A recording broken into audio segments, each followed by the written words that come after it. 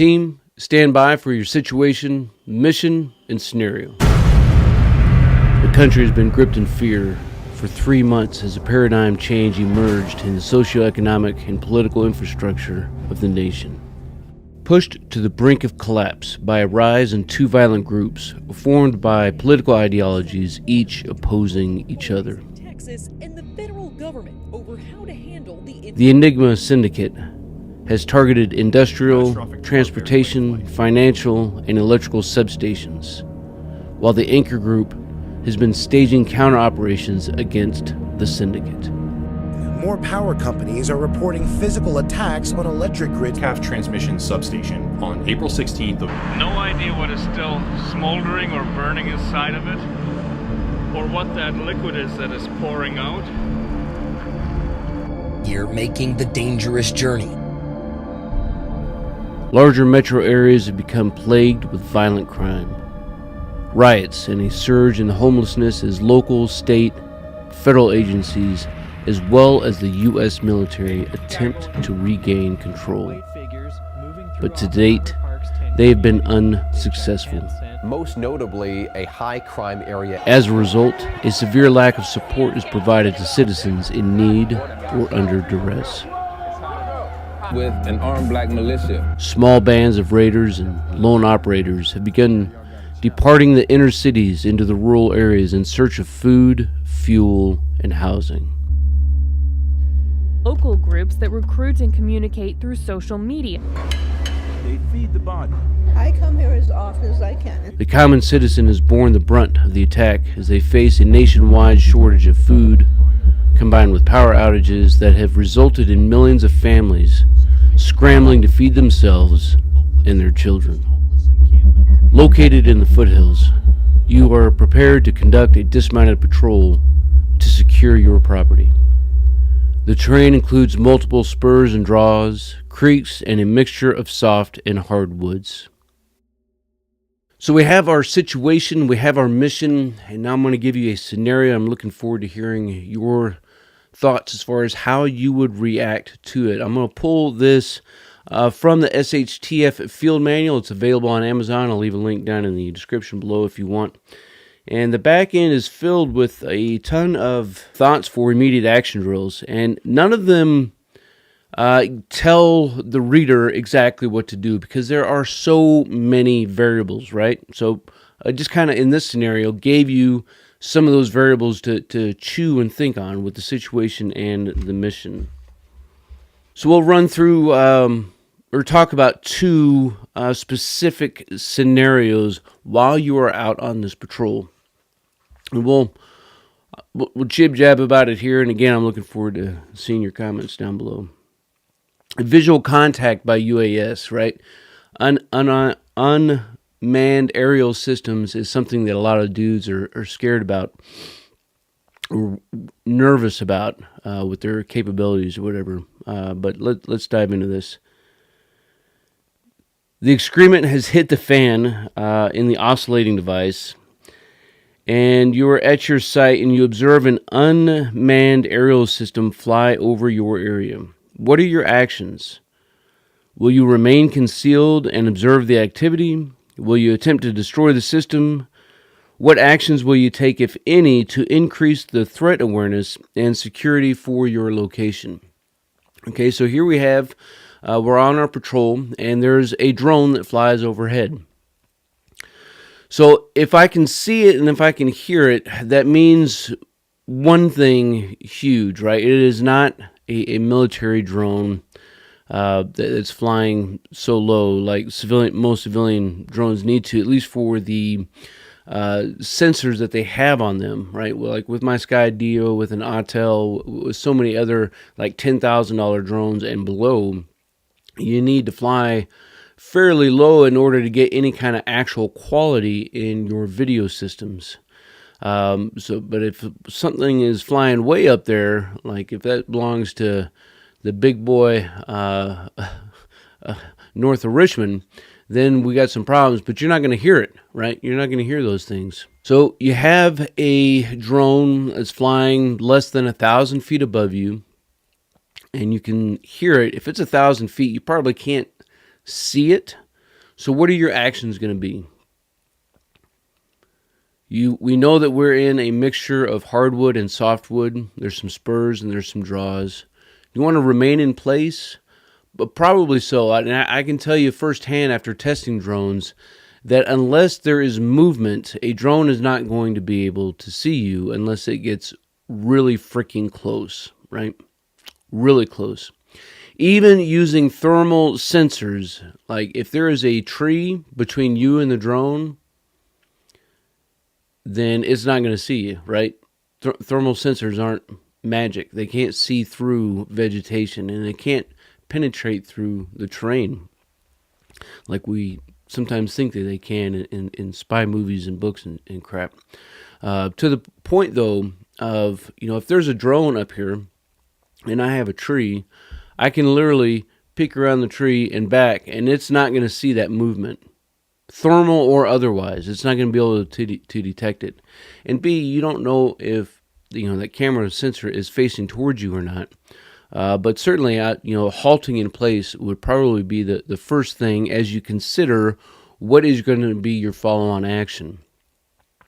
Do you want to try to shoot it down? Right? Maybe you have a long rifle and you can see it, and maybe it's stationary, 1,000 feet up. You're not going to hit it. But maybe it is lower. Do you want to try to shoot it, which would in turn reveal that there is somebody there, right? They may not know exactly who or what. Maybe they can see other buildings, maybe they can't. We'll assume that they can't since you're off in this wooded environment. Do you want to try to target that drone or not? Let me know down in the comments below. Next one up for this time is visual contact, right? While in a rural environment, during the time of crisis in the world, you spot an armed individual 500 meters away who has not detected your presence. Do you engage with deadly force or simply observe and remain concealed? What would the consequences be of engaging? Would your actions change if instead of a single individual, it was a group of 12 or more conducting a patrol? How might you egress to a hide site if required? How can you communicate with others for assistance or support? Would your actions change if you were on a patrol with half a dozen and you observed an individual? So even in this, there's a few variables that we'll chew the fat on here. So first one, you're on your patrol, securing your property, and you observe a single individual who's moving out at 500 meters. What do you do? So the first thing I think that we would all agree on is try to observe this individual and see what they're doing. At 500 yards or 500 meters, without a really good scope, you're probably not going to be able to discern very much. 500 meters, it could be a neighbor who's also conducting a patrol. It could be one of those lone raiders who, by the way, are probably only trying to feed their families, and that doesn't give anybody a right to trespass on property. But there are a lot of good dudes out there who, if pushed to care for their family or not, including you and I, we're probably going to do some things that otherwise we may not do, if that makes sense. So 500 meters, you're going to take the shot or you're going to observe? It's question number one. If you say that you're going to take the shot, how sure of that shot can you be? At 500 yards, I can tell you, with an M16 A2 service rifle using iron sights, if I can properly understand the wind between myself and the target, I can hit a man-sized target. Right, using iron sights, I can't promise you I'm going to hit center mass, but I can assure you that I will hit a man-sized target. With this dude up here, I'm not even going to think about taking the shot. Like, you need to be realistic with the platforms that you have and go out and train under different scenarios, shooting at an incline and a decline, as well as on flat terrain. Like, everything changes with each variable that we introduce. Let's assume we observe and we see this individual, moving away, right? Problem solved. We take down all of our 5 W's and we can bring it back and communicate. Going further into what was listed in the scenario, like, how are you going to communicate with others? And this is probably an area of preparedness and self-reliance that we don't talk a lot about. There's certainly some really good channels out there talking about communications, but I don't think it's something that we execute enough of. How are we going to communicate in times of need? And what I would submit to you, whether you're out there and you're working HF, VHF, UHF, relying on nothing but the old schminternet, whatever it is that you think that you want to do in those times, you better be doing it right now. And you better have instructions for your loved ones to be able to pick up these radio systems or platforms or whatever it is, however you want to do you want to use old school radio, let's go, bro, I'm good. But you better make sure that those around you can pick up those systems and utilize them effectively. Let's say that group was 200 meters, and it's obvious that individual's 200 meters now. It's closed in a little bit. You've remained concealed. You're going to take a shot. It's obvious now that they're wearing body armor. They have a long rifle. Seems to be alone. And you don't recognize them. What are you going to do? Are you going to wait for them to approach all the way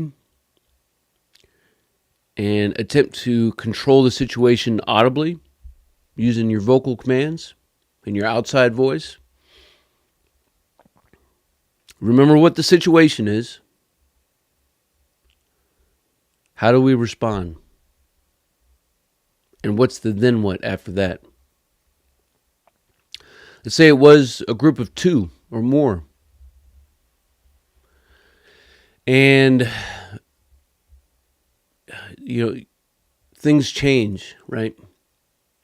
With one person you who's nefarious and attempting to use deadly force, you could drop them, right? But what about if there's 2 or more? By the time that you drop one, the other person is going to seek cover and return fire. What are your actions then? If they still hadn't noticed your presence, and maybe they weren't moving directly towards you, but maybe they were moving parallel to your position, was it worth the risk of taking one and engaging in a gunfight with another, which may or may not result in injury to yourself or death, right? Obviously, if there's half a dozen or whatever, like, you're not gonna, you don't stand a chance. You better have figured out how to break contact well before that. But let's say, as in the scenario, you have a fire team or a squad who's moving out on patrol. You encounter 3. What's your actions? What's your response? How are you going to deal with the situation? Are you going to wait for an individual to attempt to use deadly force? Or are you going to engage with it prior to that? Think about the second and third order of effect of every decision that you make, because there's consequences, good and bad, with any decision, right? If you say, I'm not going to take the shot, I'm going to let them continue, there's a bunch of I didn't know that afterwards. You didn't know that they were heading to your neighbor's house and that they were going to loot, rape, and pillage everything that was there a quarter mile down the road. And you could have prevented it. You didn't know that. If you decide to engage and you eliminate the threat, What you didn't know was that they were in contact with a supporting unit to them, and all of a sudden they send 25 guys to support their team who's now been defeated, and now they're hunting you. Or maybe there is, some resemblance of law and order, although they may not be supporting you. They want to crack down on violence, and word gets back to them. Now you end up in jail, and you are completely unable to support and protect and defend your family. All kinds of considerations with each and every single decision that we make, and we do ourselves a disservice to tell us and to tell ourselves that it's just this easy, right? The answer is just right here. Just do X or Y. That's what I do. Think about all the variables and all the second, third order of effects. Team, I hope you enjoyed this video. I'm looking forward to seeing your thoughts and your comments down below as we all master our craft and develop our tactical virtue. Team, until then, you stay out there, you keep grinding, and you stay stoked. Team, if you want to master your craft and develop your tactical virtue, make sure you subscribe to the channel and click that notification bell so that you can stay up to date on future content. Consider becoming a channel member. It's going to give you exclusive access to content not available to anybody else. I appreciate you guys. Until then, you stay out there, you keep grinding, and you stay stoked. I know you're out there! Come to my voice!